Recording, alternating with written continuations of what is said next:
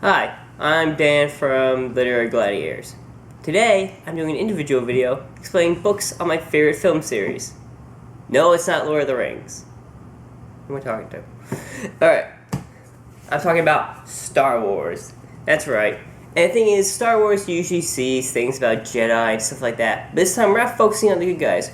We're focusing on the bad guys. That's right, the Sith. Because I'm a fan of the dark side. I mean, who wants to be a Jedi? All I do is just sit in temples and wear robes. It's like an old bathhouse. Anyways, I'm going to explain my top 3 favorite books. They're not in any particular order, so don't think that just because I mentioned this one, it's better than the other one. I'm just going to explain the stories. Alright. First off is Star Wars Darth Plagueis. This actually explains the story between Sidious and his master, Darth Plagueis. The book spans over several decades, about 70 years so far. The first part of the book starts off right at the ending of the book, and then goes back 35 years to explain what happened in between that time. Starts off with Plagueis and his master, where unsurprisingly Plagueis ends up killing his master at the end, and explains how he wants to abolish the rule of 2, which is one master, one apprentice. After that, the thing is, we found out how he meets Palpatine. We see how he moves up through power, and we learn how Plagueis wants to work on experimenting on midichlorians, which are what Force users use to use the Force. And he does that by trying to figure out how to cheat death and achieve immortality. It's a really good book and has a pretty nice twist at the end, right before the start of Phantom Menace. And it's got a little baby Darth Maul, in case you're interested in that.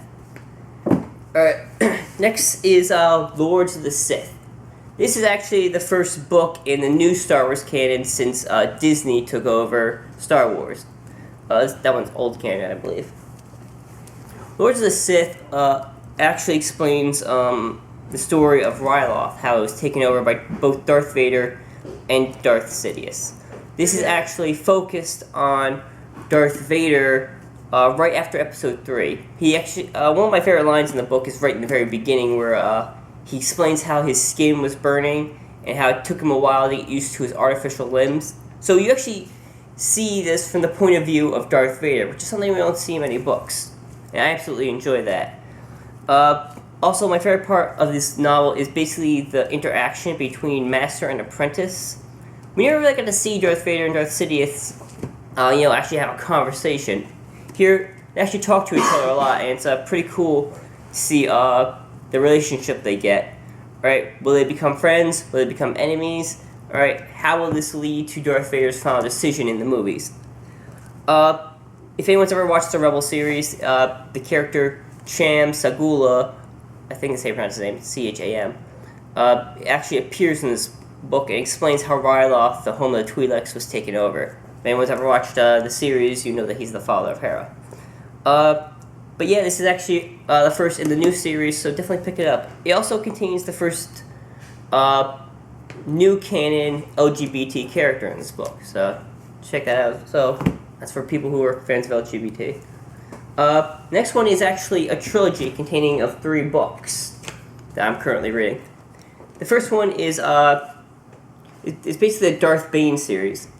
The first one is The Path of Destruction. This explains how Darth Bane, it's basically how he destroys the Sith and realizes that the current Sith are no longer good. Next is The Rule of 2. It shows you how the Rule of 2 was created by Darth Bane, and you actually get to learn a little bit about his apprentice, Darth Zana, who you can kind of see on the cover down there. And then there's the Dynasty of Evil. This explains the ending of Bane's life, and there's not really anything interesting really happening. This one's like the least of the trilogy, but it basically explains the ending of his life and how the Rule of 2 continues on even after his death. All right, so that's pretty much all the Star Wars books, basically on the Sith. If you're a Sith fan, definitely check these out. I highly recommend Lords of the Sith. Darth Plagueis is a good read. And definitely check out the trilogy of Darth Bane, you know? You get a lot out of it. And remember, peace is a lie.